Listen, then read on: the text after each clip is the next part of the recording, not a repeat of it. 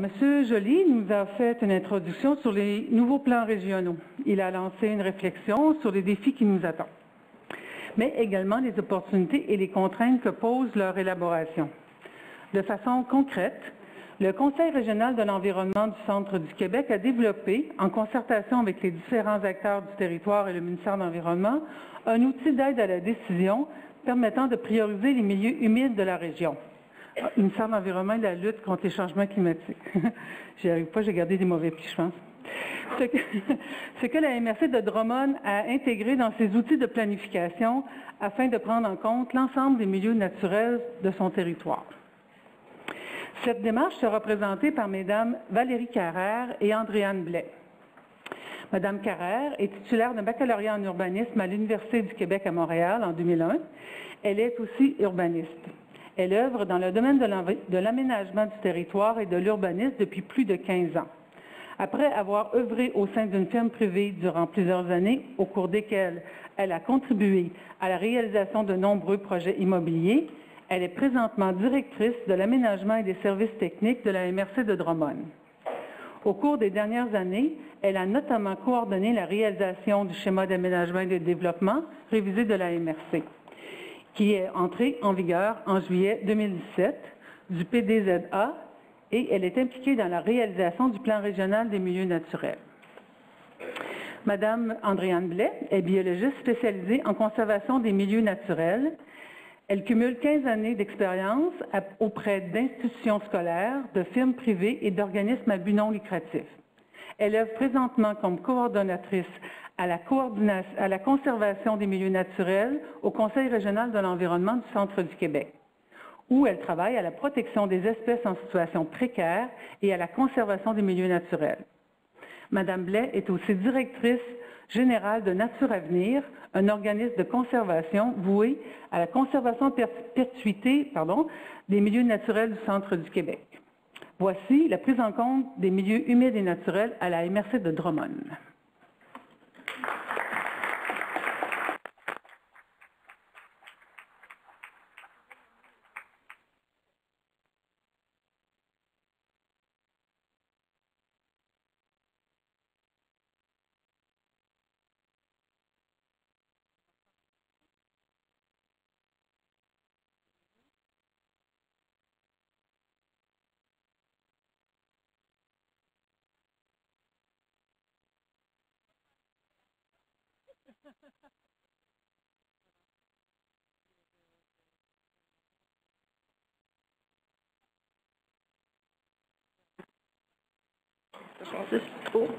Bonjour tout le monde. Moi, c'est Valérie et je vous présente Andréane. Nous autres, on est super contents. On a plein d'idées. Andréane va nous aider à trouver plein d'idées pour dépenser 83 000 $. Fait qu'on est bien contents. Aujourd'hui, on vous fait une présentation là, sur ce qu'on a fait, nous, à Drummond, depuis la révision du schéma d'aménagement. Donc, je vais faire une petite mise en contexte rapide. On va vous parler de comment on a intégré les milieux humides. On va ensuite vous parler de ce qu'on a mis dans notre schéma, puis du plan de conservation des milieux naturels qu'on travaille en ce moment avec Andréane et avec le Conseil régional de l'environnement du Centre du Québec. Drummond est au centre du Québec. On a 18 municipalités, dont la ville de Drummondville, 1626 km², 106 000 habitants, en gros, au coin de l'autoroute 20 et de la 55. On avait un schéma d'aménagement jusqu'en 2017 là, qui datait de 1988. Donc, on a été dans les pas mal derniers là, à faire un schéma révisé de 734 pages. Fait que, on ne recommencera pas tout de suite. Il est entré en vigueur justement là, en 2017, en juillet, le 25 juillet, fait qu'on a eu un beau Noël des campeurs. Par contre, en 2016, on a reçu un avis de non-conformité sur une version précédente du schéma, puis c'est là qu'on a commencé à travailler sur les milieux humides et les milieux naturels. Le ministère, dans l'avis de 42 pages, nous disait qu'on n'avait pas intégré, pas identifié les milieux humides comme des territoires d'intérêt écologique et qu'on ne prévoyait pas de mesures de protection pour les milieux humides d'intérêt et non plus pour ceux qui avaient été compensés là, dans le passé. Le ministère nous recommandait donc d'identifier des territoires d'intérêt écologique puis d'accorder certaines protections à des différents milieux humides de notre territoire. Donc, c'était à nous de voir comment on faisait ça. Et aussi, là, ce qu'on nous disait clairement, c'était que si on protégeait certains milieux humides, on pouvait aussi ne pas les considérer comme un potentiel ou une superficie développable là, dans le futur. On a donc retravaillé, ma collègue Audrey-Anne, que certains d'entre vous connaissent, là, à la redéfinition de toute la gestion de l'urbanisation. Donc, on a retravaillé toute la question de l'identification des terrains vacants, les besoins, les zones de réserve, parce qu'on a trop d'espace dans nos périmètres urbains. On est chanceux. Donc, ce qu'on a, nous, c'est, je vous présente la carte de la ville. Oh, excusez. Bon, peut-être trop vite. Je présente la carte de la ville de Drummondville, c'est la gestion de l'urbanisation qui est au schéma. Je ne suis pas sûre que c'est la version à jour, mais en tout cas, ça ressemble pas mal à ça. On identifie donc tous les terrains vacants, ce qui est en jaune et en orange, tous les terrains industriels, résidentiels, construits, en cours de construction, tous les terrains commerciaux industriels disponibles, tout ce qui est cimetière, golf, aéroport, milieu compensé, parc espace vert, les écoles, tout est identifié sur la carte, là, dépendamment des options, c'est avec des symboles. Et les petites lignes en turquoise là, que vous voyez sur le plan, ce sont nos milieux humides. Donc, ils sont beaucoup dans les zones de développement futur de la ville de Drummondville. La première réaction qu'on a eue de nos élus quand on a parlé de milieux humides, c'est « vous allez tout bloquer notre développement ». Fait qu'on a eu beaucoup de plaisir à commencer de là pour les faire avancer dans le processus. Notre coordonnatrice des cours d'eau, Lisanne Chauvette, a fait un gros travail. Elle est venue faire des présentations au comité d'aménagement pour leur expliquer c'était quoi un milieu humide, c'est quoi les caractéristiques, pourquoi on en a, pourquoi on en parle, pourquoi on recrée des fonctions de milieu humide avec des ouvrages en milieu urbain, c'est quoi les conséquences des pertes, leur importance, puis on aura montré des exemples. On les a laissés mijoter une couple de semaines, on est revenu, puis on leur a présenté les différents objectifs qu'on avait, nous, comme professionnels en lien avec les milieux humides. Donc, ce qu'on souhaitait, c'est avoir un meilleur outil pour les localiser, maintenir les services écologiques aussi dans certains cas, d'identifier des milieux humides d'intérêt sur notre territoire, de limiter des travaux là, dans ceux qu'on considérait comme d'intérêt régional, de permettre de l'autre côté là, aux municipalités de continuer de se développer et aussi de favoriser l'acquisition puis la protection là, des milieux humides identifiés. Andréa? Merci. Je regardais votre réaction à tout ce que Valérie disait.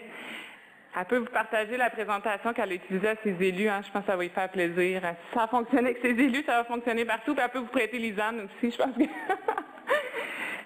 Donc, on arrive avec, Valérie vient de dire que, justement, en tant que professionnel, il avait présenté à leur élu certaines suggestions. Je pense que c'est important de ne pas arriver avec un scénario final. Les élus ont quand même leur mot à dire, là, leur réflexion par rapport à la gestion de leur territoire. Et donc, la MRC, c'est un peu ce qu'elle a fait. Donc, les fonctionnaires sont venus au CRE pour savoir quel scénario qu'on pourrait présenter à nos élus. Différents scénarios, puis il ne faut pas avoir peur. On présente autant un scénario qui est très faible qu'un scénario qui est plus élevé. C'est la technique de, nous, on veut ce qu'il y a dans le centre. Ça va assez bien dans ce temps-là. Donc, au niveau de la MRC de Drummond, le portrait, il y a 12 680 hectares de milieux humides, soit 7,9% du territoire. Et si on se rappelle bien, les normes là, au niveau du quand l'habitat est suffisant, on suggère surtout un 6% du territoire, soit par bassin versant, ou sinon, souvent 40% des milieux humides qui existaient historiquement. Mais ici, on a déjà un 7,9 %. Je pense que vous en doutez, là, je généralise ici. Certains bassins versants sont en dessous du 6 %, même si dans le territoire de la MRC, on est à 7,9 %. Il y a certains bassins versants qui sont même à juste 2,3 % de milieux humides. Vous allez le voir plus loin, là, ça fait partie de nos priorités par la suite. En 2012, Claire l'a mentionné dans son mot d'introduction, le CRE a fait en collaboration à l'époque, juste pour mêler clair, avec le MDDEPP, non MDDELCC. Non, en tout cas, je suis mêlée moi-même. Donc, à l'époque, en 2012, on a fait une analyse de priorisation avec Isabelle et Judith qui étaient là à l'époque, une belle analyse de priorisation des milieux humides et hydriques. Et dans la MRC de Drummond, on a obtenu 45,1 % des milieux humides qui avaient une valeur écologique de niveau exceptionnel. Si on s'entend, c'est selon nos critères, une analyse multicritère. Maintenant, il y a des analyses plus comparatives où on intègre davantage d'autres types de priorisation. À l'époque, c'est une analyse multicritère, puis je salue Monique Poulain qui est peut-être présente dans la salle, qui depuis le temps a amélioré quand même beaucoup les modèles de priorisation. Mais à l'époque, ça nous a donné un 45,1% des milieux humides. Et aussi, on avait 31,8% qui étaient d'intérêt. Donc, on ne voulait pas voir disparaître, ce qui donnait environ 77% là, de milieux où on pourrait faire de l'utilisation durable ou de la protection. Et le restant des milieux, on pourrait faire ça de la restauration ou du développement. J'ai pas peur de le dire.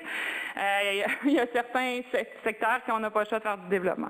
Donc, à partir de ça, les premiers scénarios qui ont été proposés aux élus, en premier, c'est, on pourrait juste cibler les milieux humides qui ont plus de 100 hectares. Puis on arrête ça là, c'est ceux-là qu'on va mettre en protection au schéma. Après ça, 50 hectares et 25 hectares et plus. Là, ici, vous avez les pourcentages que ça représentait, là, les pourcentages représentatifs, 51, 59 ou 25% de la superficie des milieux humides. Et par contre, ceux de 100 hectares et plus, il n'y en avait aucun à l'intérieur des périmètres urbains. Et il y avait les 50 ou 25 et plus, mais il y en a qui touchaient les périmètres urbains et il y en a aussi qui touchaient des zones industrielles et commerciales. Donc, on voit ici beaucoup de conflits d'usage, puis je vous invite à l'atelier arbitrage des enjeux demain qui va justement répondre à ce point-là. Et au niveau d'un autre scénario, celui que le CRE présentait, mais pourquoi y aller en superficie, pourquoi on y va pas avec l'analyse multicritère, puis on ne cible pas tous les milieux exceptionnels et d'intérêt, qui représentent 77% de la superficie des milieux humides. Si nous autres, les écolos, on aime ça. Quand le pourcentage est plus haut. Et le 77%, mais ça touche divers milieux urbains et agricoles. Les superficies sont variables et ça inclut de grands milieux humides.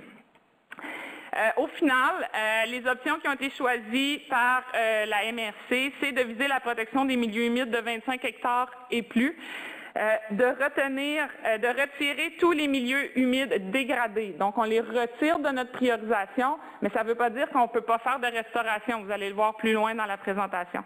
Et intégrer les milieux humides d'intérêt. Par la suite, il y a un mandat qui a été donné au Conseil pour identifier les milieux prioritaires à partir de ces 3 critères au-dessus. Valider la cartographie. Est-ce que la cartographie de Canard est quand même, Canard et ministère est quand même valide sur le territoire? C'est pas de redéfinir nos milieux. On ne veut pas aller délimiter nos milieux. On sait que maintenant, c'est valide 2 ans, la délimitation. Donc, il ne faut pas se lancer non plus dans des grandes délimitations précises des milieux pour des plans tels que des planifications comme celle-ci, qui vont viser plus 10 ans là, d'action. Et recommandations sur les normes à prévoir au schéma. Donc, pour faire cette belle priorisation-là, on a utilisé le filtre fin, filtre grossier, plus de 25 hectares de milieux, les milieux humides de plus de 25 hectares, les écosystèmes forestiers exceptionnels, les espèces menacées et vulnérables au CDPNQ. À l'époque, les aires protégées, à cette époque-là, on n'avait pas dans la MRC de Drummond. Donc, mais présentement, on en a une. Donc, c'est sûr qu'elle va être intégrée dans le prochain plan. Et toutes les compensations dans le cadre de la LQA qu'il y avait à l'époque, l'ancien régime. Donc, on a fait une demande d'accès à l'information et on a eu toutes les servitudes de conservation qui avaient été signées avec le ministère sur le territoire. Et par la suite, on a utilisé un fil grossier. On a ajouté tous les milieux humides où il y avait eu une approche de conservation volontaire, un cahier du propriétaire fait par différents organismes de la région. Les plans de conservation des milieux humides du centre du Québec, ça c'est la priorisation que je vous ai parlé. Les plans de conservation de la ville de Drummondville qui, ça fait plusieurs années, je salue Roger et Virginie qui sont dans la salle, qui ont amorcé le plan de conservation de la ville de Drummondville et on a intégré leur priorisation à ce niveau-là. Et on a intégré aussi le plan de conservation de la vallée du Saint-Laurent et du lac Champlain de Mme Gratton. Et à cette époque-là, la classe des milieux naturels n'existait pas. La validation qu'on a fait, quand je dis on a validé de façon cartographique, on a repris les modèles géomatiques et on a observé toutes les perturbations qu'il y avait, les pertes de milieux humides. On le voit bien quand il y a une plantation, oui, ça reste un milieu humide, mais le milieu est quand même dégradé. On veut aller cibler des milieux de haute valeur dans cet exercice-ci.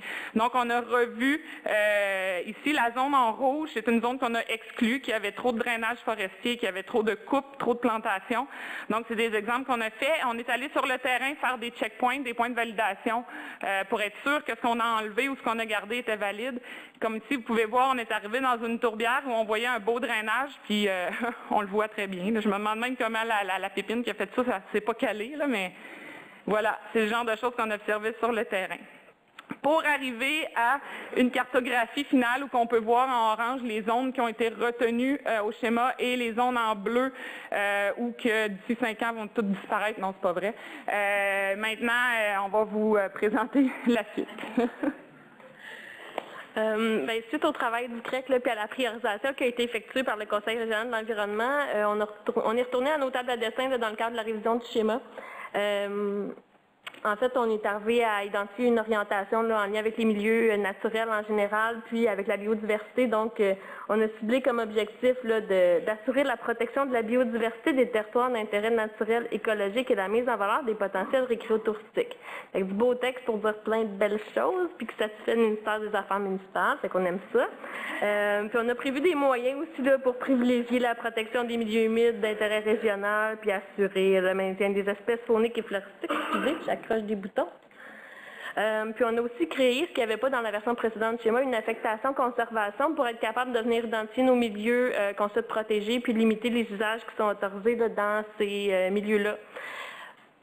Et on a travaillé entre autres avec Andréane à l'élaboration de dispositions à mettre dans notre document complémentaire, donc que les municipalités doivent intégrer dans leurs plans et règlements d'urbanisme au cours des prochaines années.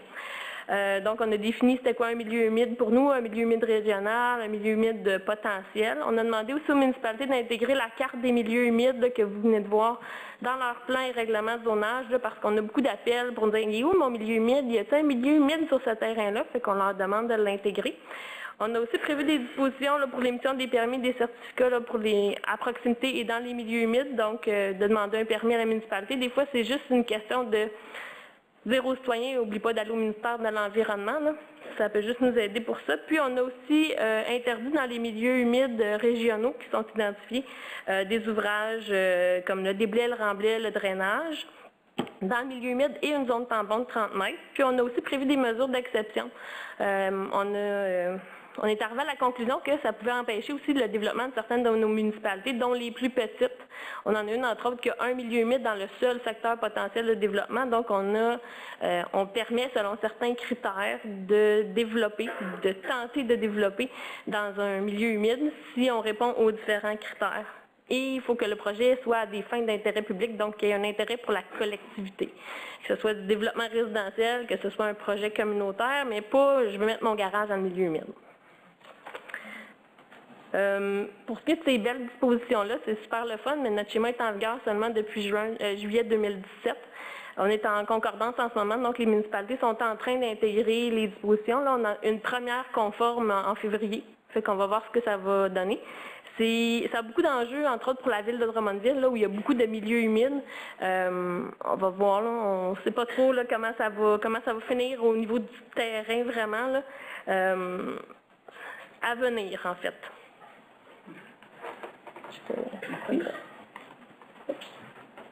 Donc, si vous vous rappelez, au début, Valérie, elle a dit que Mamache, c'est ça? Oui, avait dit d'intégrer les milieux naturels. Donc, qui dit milieu naturel, dit pas juste milieu humide. Donc, on est allé un petit peu plus loin dans la démarche pour aller intégrer les milieux naturels. On a fait un plan de conservation des milieux naturels. Au début, c'était une idée folle du CRE. On est allé chercher de l'argent à la Fondation de la Faune du Québec, que je remercie, et aussi à Environnement Canada, là, dans le cadre du plan d'Action Saint-Laurent. Et on a offert aux 5 MRC de la région la chance de réaliser un plan de conservation. Et les 2 premières MRC qui répondaient pouvaient avoir l'accompagnement du CRE là, pour faire les plans de conservation. Tout ce qu'on demandait à la MRC, c'est 5 à 7 000 $ dépendamment des données disponibles, sur une valeur totale d'un plan de conservation de 40 000 $. Donc, je pense que c'était assez intéressant.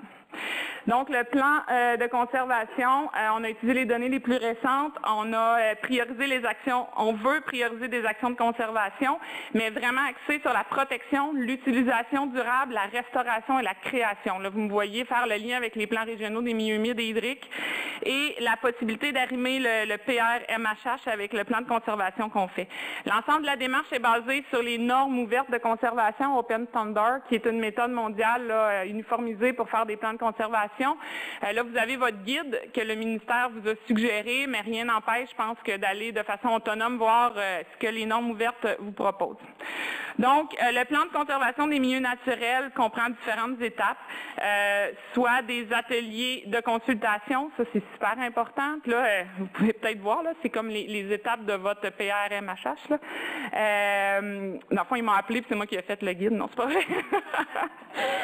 Donc, on a fait des ateliers de consultation, on a fait un portrait, un diagnostic et on a établi une stratégie de conservation.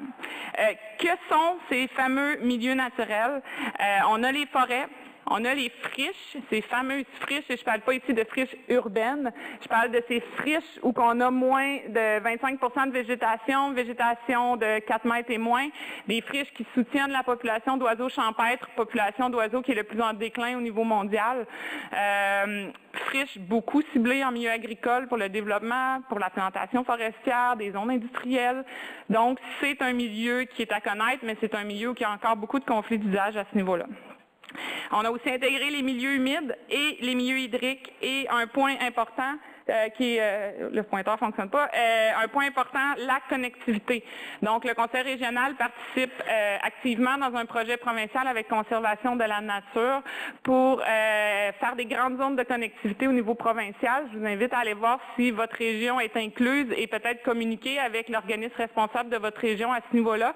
Donc, on a intégré la connectivité. Ceci dit, dans les 3 objectifs à tenir en compte dans les plans régionaux, les bassins versants, l'aucune perte nette et l'adaptation au changement climatique. La connectivité est une réponse à l'adaptation au changement climatique. Donc, ici, je vous présente dès le départ le résultat final de notre portrait. Aujourd'hui, je vais vraiment axer sur les milieux humides et hydriques. Puis là, je viens de croiser le regard de quelqu'un qui m'indique qu'il faut aussi que je vous dise que la deuxième MRC est, merci Luc d'avoir croisé mon regard, donc la MRC d'Arthabasca. Donc, le projet que je présente aujourd'hui, c'est vraiment la MRC de Drummond, mais le même travail a été fait aussi avec la MRC d'Arthabasca. Puis je tiens à le souligner parce que les fonctionnaires qui ont collaboré au projet ont vraiment été impliqués de façon très active dans le projet. Tu sais, souvent, on se pose la question, est-ce qu'on va à l'externe, est-ce qu'on va à l'interne, qu'est-ce qu'on fait? Il ne faut pas oublier que les fonctionnaires à l'interne, c'est eux qui ont l'œil et l'analyse de l'aménagement du territoire. Il faut toujours travailler en collaboration avec eux. Ça, c'est mon opinion, là, mais dans notre situation, ça a super bien fonctionné. Donc, si vous avez le résultat final de la carte, sur ça, vous voyez en vert tous les milieux forestiers qui ont été ciblés. Puis si votre œil est aiguisé, vous pouvez déjà voir des grands couloirs de connectivité. En bleu, c'est justement tous ces grands couloirs-là de connectivité qui ont été établis sur le territoire pour rejoindre les différents milieux ensemble. Vous avez les milieux humides en bleu pâle et vous avez en rouge la seule grande friche qui est adéquate pour les milieux, les oiseaux champêtres, qui est aussi intégrée. Donc, à ça, on rajoute ce qu'on appelle des noyaux de conservation. C'est des secteurs où que tout l'ensemble des caractéristiques se réunissent pour vraiment faire un projet de protection volontaire. Donc, on ne veut pas exproprier les propriétaires. Hein, tout se fait dans une démarche de collaboration. Donc, ici, on peut voir des grands noyaux où que autant des milieux humides, des milieux forestiers, de la connectivité, des milieux hydriques, de la friche se retrouvent pour vraiment en faire un noyau de conservation. Donc, ça a été le cœur, je vous dirais, de notre travail, les ateliers de travail. Quelle belle opportunité d'aller vers l'humain, vers ce qu'il croit vraiment important, vers ses valeurs, vers aussi tout pourquoi il travaille. Autant la MRC, les OBV, les CRE, je pense que la démarche du forum aujourd'hui le démontre, les l'UPA, les agences forestières. Je salue Patrick Cartier qui est dans la salle avec qui de Domtar qu'on travaille beaucoup. Je crois qu'il faut travailler main dans la main avec ces acteurs-là, les écouter, puis pas avoir peur de modifier. Tu sais, ces gens-là sont pas là pour faire planter ton modèle, sont là pour vraiment le faire évoluer. Et ça a été au cœur de notre projet.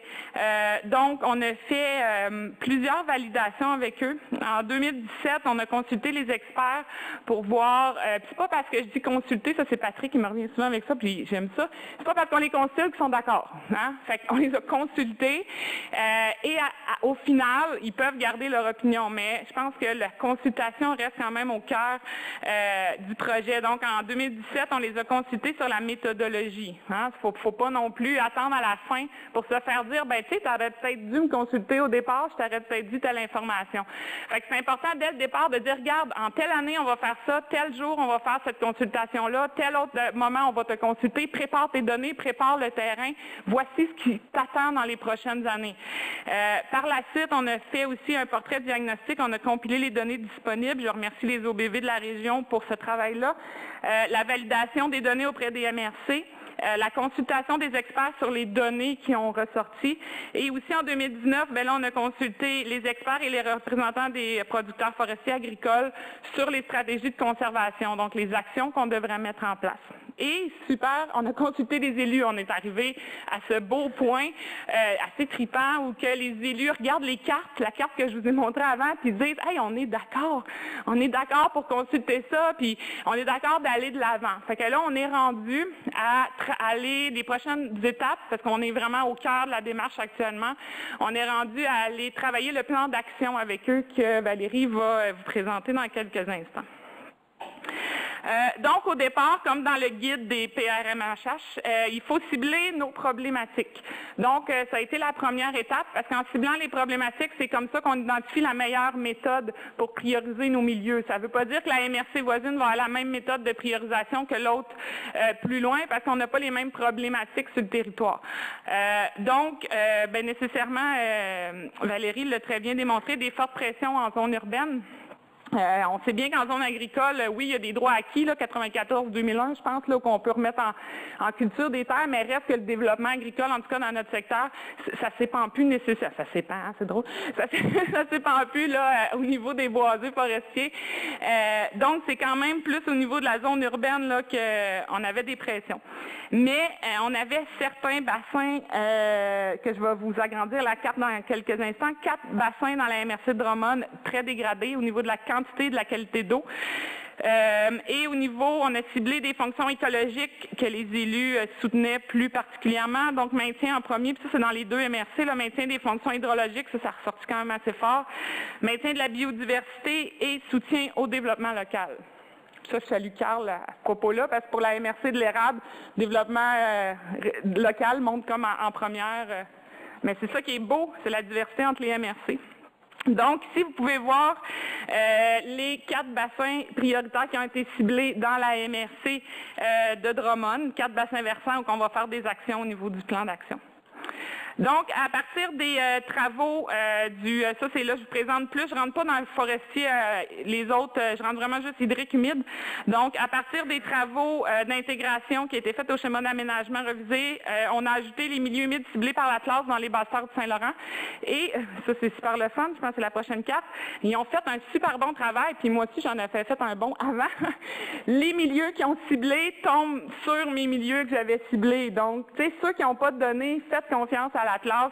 Le travail, ici, on a une preuve là, qu'il fonctionne très bien. Vous pouvez voir dans les 2 MRC. Là, il y en a plus dans les 2 MRC parce que nous, on en a ciblé plus que ce que l'Atlas a ciblé comme prioritaire. Après ça, ben oui, ça c'est quelque chose d'important. Nous, on a un secteur dans les Appalaches, les basses-terres du Saint-Laurent, l'Atlas ne couvre pas les Appalaches. Donc, on a eu la chance de reprendre le travail, puis je remercie les gens qui l'ont fait, le travail dans les Appalaches là, pour les milieux humides. Donc, on a pu extensionner là, les milieux ciblés de l'Atlas là, avec la même méthode qu'à l'Atlas. Donc, elle se reprend, cette méthode. Si vous êtes dans les Appalaches, là, on l'a testé, on peut reprendre cette méthode-là. Et pour catégoriser les milieux humides, donc pour tous ceux qui sont à protéger, on a pris les milieux humides et hydriques du filtre fin et des noyaux de conservation que je vous ai présentés tantôt. On a pris pour les milieux utilisation durable, mais c'est tous les autres milieux humides et hydriques qui ont été ciblés dans le schéma, mais qui ne seront pas ciblés dans mes secteurs de protection. Pour les milieux de restauration, c'est tous les milieux humides et hydriques qu'on avait exclus, qui avaient une perte d'intégrité et certains milieux qui ont une contribution aux fonctions écologiques ciblées. Ça, c'est Jean-Olivier de l'Université avec Monique Poulain qui nous a fait une belle étude dans le bassin versant de la rivière Saint-Germain qui a réussi à cibler les milieux à restaurer selon les fonctions écologiques à atteindre. Donc ça, dans le bassin de la Saint-Germain, on a pu faire ça là, dans ce niveau-là, puis on se sent pas mal de ne pas l'avoir pour le restant de la MRC. Hein. Le plan, vous pouvez le reviser là, dans 10 ans pour y refaire d'autres bassins versants. Mais pour ce bassin-là, qui était un bassin versant dégradé, on a réussi à aller cibler ces milieux-là. Et on a ciblé des zones de création qui correspondent grosso modo à des zones inondables, non urbanisées, à des friches ou à des propriétés où une volonté est démontrée. J'ai des propriétaires sur le territoire qui veulent des milieux humides sur leur terrain. C'est des chasseurs, ils veulent avoir de la faune chez eux.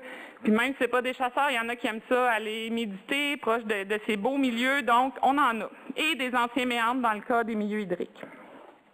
Donc, ici, vous avez le résultat pour nos cours d'eau. Vous pouvez voir en bleu foncé, c'est tous les cours d'eau à protéger. Donc, c'est tous des cours d'eau qui avaient une belle naturalité, une centralité. Ça, je vais vous l'expliquer dans quelques instants.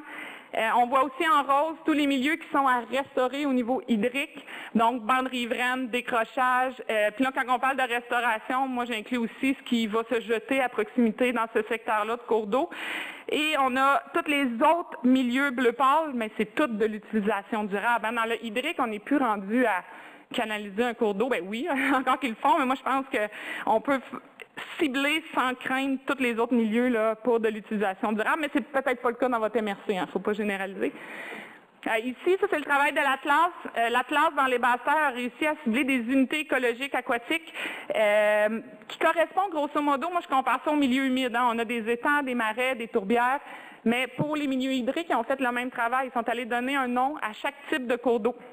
Et c'est à partir de ça qu'on a pu cibler là, certains milieux, centralité. C'est de la représentation de ce cours d'eau-là dans la centralité de ce modèle-là. Donc, par exemple, je prends les milieux humides. Est-ce que ce marais-là, par ses caractéristiques, correspond aux caractéristiques d'un marais en général? Donc, c'est ça la centralité. On a aussi inclus, puis ça c'est Maxime Thériault de la firme Territoire, puis ça il va être là demain, cartographie des milieux hydriques, qui nous a fait un indice de la qualité de la bande riveraine sur l'ensemble des cours d'eau, tronçon de 100 mètres, bande riveraine de 20 ou 60 mètres. On a évalué en fonction des pentes et de l'occupation du sol, de l'IQBR, tous les secteurs où il y a une déficience au niveau des bandes riveraines. Là, je parle de 20 mètres, il ne faut pas freaker pour le 1 mètre et 3 mètres. Là. C'est vraiment juste pour nous orienter où c'est plus urgent de faire des actions. Puis là, vous pouvez voir en rouge là, certains secteurs plus problématiques, autant en milieu urbain qu'en milieu agricole, même en milieu forestier. Maxime a aussi travaillé sur la définition de l'imageur dans certaines parties du territoire. Donc, on a déterminé avec des photos historiques et des photos actuelles certaines portions de cours d'eau, à savoir si le cours d'eau bouge beaucoup à travers les années.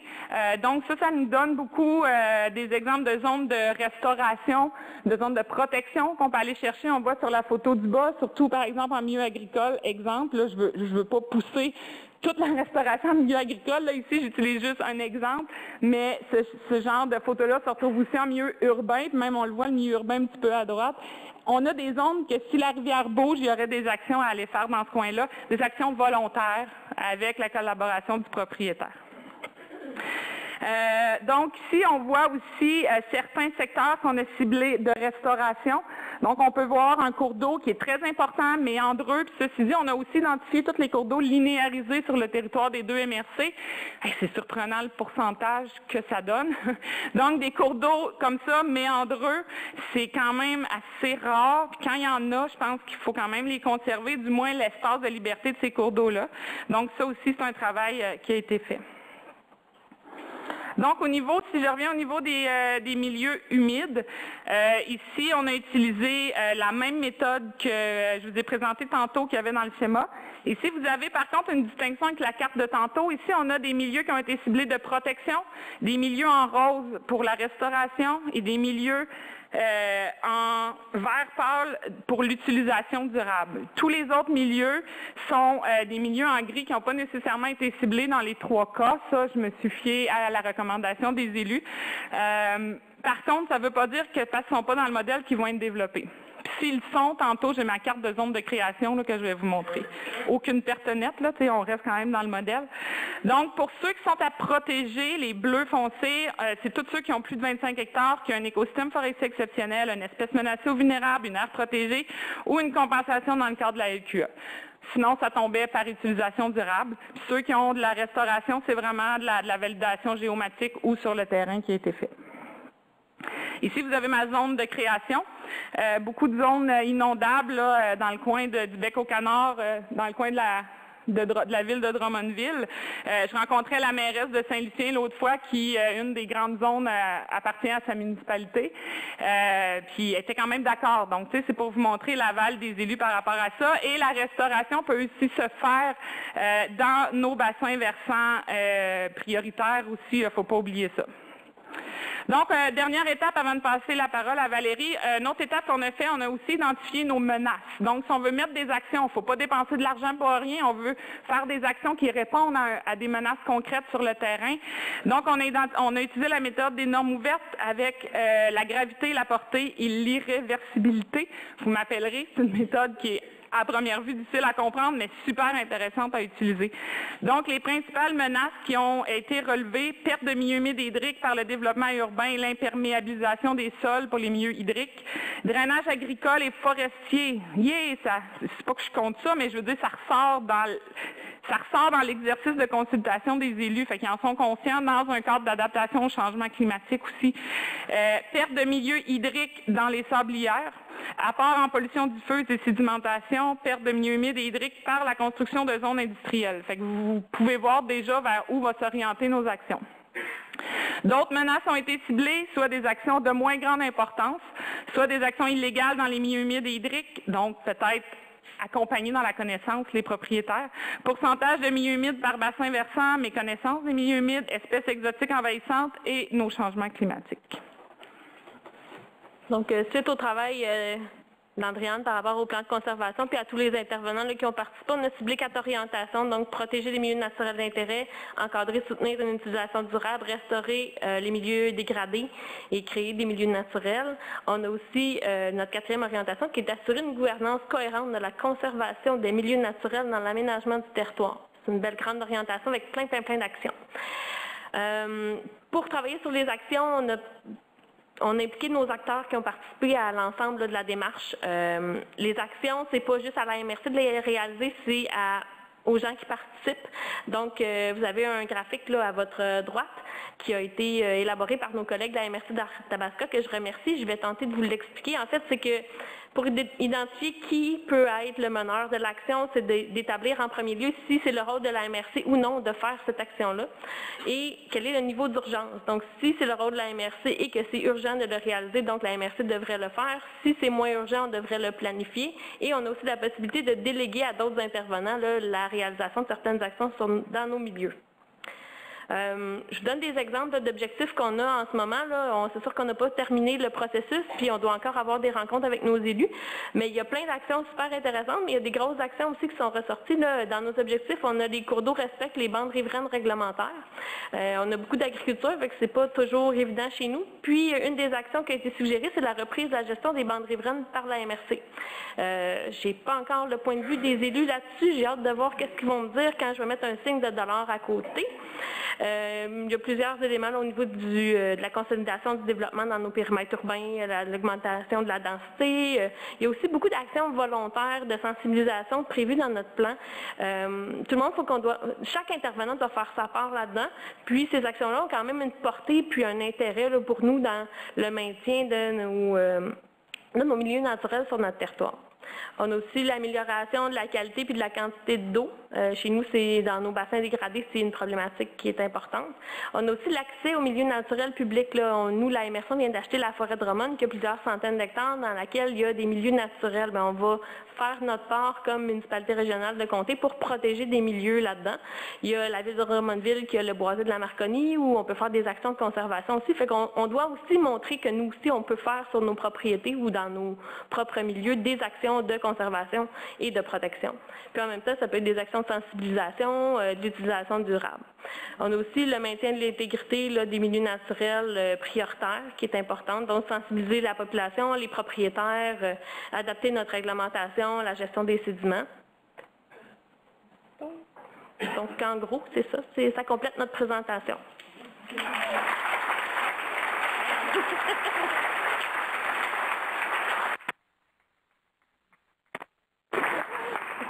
Merci beaucoup, Mme Carrère et Mme Blais. Alors, on peut prendre des questions ici dans la salle. Alors, pour ceux qui s'avanceraient au micro, vous devez parler assez fort parce que comme la journée est enregistrée et diffusée en visioconférence, il faut vraiment parler près du micro. Je vous demanderai aussi de vous identifier avant. Oui, bonjour. Mon nom est Marc-André Côté. Je travaille à la Fédération des producteurs forestiers du Québec. Parlez très près, s'il vous plaît. Oui, c'est vraiment très important. Merci. OK, d'accord. D'accord. Je ne sais pas si c'est possible de revenir à la carte où ce qu'il y avait, là, les forêts conservées, les milieux humides conservés. Il y avait une carte avec du turquoise. Les noyaux. Oui, plus loin. C'était comme votre carte de toute la MRC, là. C'était là. Oui. La carte est intéressante. J'ai compris le processus que vous avez mené pour y arriver. Moi, mon commentaire, en fait, j'ai un commentaire et une question. Le premier commentaire, c'est qu'il m'apparaît essentiel pour protéger davantage les milieux naturels ou les milieux humides de s'adjoindre la collaboration des propriétaires. Donc, moi, mon commentaire est valide pour tous les 2 jours. Là, actuellement, ce que je vois, c'est qu'il y a beaucoup de travail de planification. Et c'est nous, dans le fond, notre organisation, on est intervenu à plusieurs reprises depuis 5 ans pour dire, si vous n'adjoignez pas les propriétaires, et là, c'est davantage que d'aller le voir pour lui dire, il y a un règlement qui s'applique chez toi, mais d'avoir vraiment leur collaboration, puis les renseigner, d'avoir des outils chez eux pour identifier les milieux d'intérêt, ça va nous mener à un ressac des propriétaires. Si au contraire, on obtient une bonne collaboration d'eux, bien, ils vont devenir des acteurs de la conservation des milieux qu'on veut protéger. Ma question, c'est est-ce que c'est possible de faire de la foresterie dans les milieux que vous désignez forêts conservées? Ou ce que je vois qui est forêt conservée, c'est la cloche de verre. Puis si oui, sous quelles conditions? Merci beaucoup, M. Côté. Je pense que votre intervention pour les propriétaires est très pertinente. Durant notre processus, on se l'est fait dire, puis je ne suis pas gênée de le mentionner, on avait pas oublié, on pensait que les experts allaient répondre. Donc, on a ajusté le tir puis on a inclus les représentants des producteurs. C'est sûr que dans un grand processus de planification, c'est plus difficile d'inviter tous les petits propriétaires, mais les représentants UPA, syndicats de base, forestiers, on les a invités dans le cadre d'une rencontre. Ceci dit, c'était dans le cadre d'une rencontre d'une journée. Je vous conseille d'en mettre plus de temps. C'est pas à l'intérieur de juste une seule journée qu'on va arriver à des conclusions. Les gens ont beaucoup de choses à dire. Fait que merci de l'avoir mentionné. Pour les producteurs forestiers, Luc Traversier, qui est aussi ingénieur forestier pour la MRC de Drummond, en tout cas qui conseille pour le moment, dans notre vision à nous, c'est pas des cloches de verre. La foresterie va avoir lieu. Ce qu'on souhaite, par contre, là, je ne sais pas si c'est le cas de la MRC de Drummond, mais Arthabasca, ce qu'on travaille avec les élus, ça n'a pas encore été adopté. Les élus vont le travailler le 5 mars prochain. C'est de faire en sorte qu'il n'y ait pas un changement d'usage dans ces zones-là. Donc, que ça demeure forestier. Puis il y a certains boisés qu'on dit rares, que la foresterie devra être adaptée. Donc, certaines mesures forestières qui même vont aller favorables aux propriétaires forestiers parce qu'on veut que le propriétaire forestier travaille pour garder cette rareté-là de ce peuplement forestier-là. Puis on sait qu'avec l'adaptation au changement climatique, les forêts sont appelées à changer. Donc, on va collaborer avec les producteurs là, pour adapter la foresterie, pas tant négative, mais surtout pour conserver la rareté de ces petits boisés-là. Mais sinon, on espère que les élus aient vers le non-changement d'usage. Est-ce que j'ai d'autres questions dans la salle? Elisabeth, est-ce qu'on a des questions en région? Non? Bon, parfait. Alors, merci beaucoup, mesdames.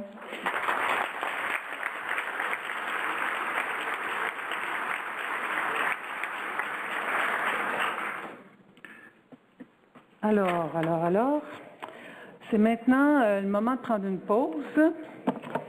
Mais il y a des collations, des breuvages dehors, il n'y a pas de problème.